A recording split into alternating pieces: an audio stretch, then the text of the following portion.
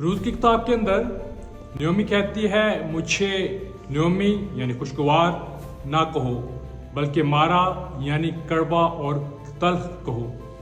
क्या जब हमारी ज़िंदगी के अंदर मुश्किलात, मसाइल और तकलीफ़ें आती हैं तो हम अपने आप को बदबख्त, बदनसीब या ऐसा शख्स जानते हैं जिसके खुदा खिलाफ हो और जिसके हक में खुदा ना हो और हर बुरी बात खुदा उसी के हक में करता हो, ये इंसान सोचता है।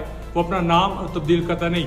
मेरे नाम के मानी जो है बेशक खुशगवार हूँ, बाकमाल हूँ, लेकिन मैं बाकमाल नहीं हूँ। मैंने अपनी ज़िंदगी के अंदर बाकमाल बातें देखी नहीं हैं। मैंने अपनी ज़िंदगी के अंदर कड़वाहट देखी है, तलखी देखी है। मैं आपसे कहना चाहता हूँ कि जो सीज़न आपकी ज़िंदगी के अंदर जारी है, तकलीफ का, मुश्किल का, दर्द का, मसाइल का, उलझनों का, परेशानियों का, आंसुओं का, ये वक्ती है।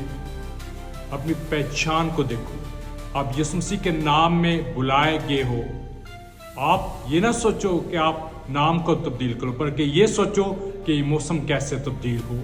दुआएं करो, खुदा उनकी हजूरी में जाओ, ईमान से खड़े रहो। और मैं ईमान लाता हूँ जैसे नयोमी का मौसम तब्दील हुआ, आपकी ज़िंदगी का मौसम भी तब्दील होगा।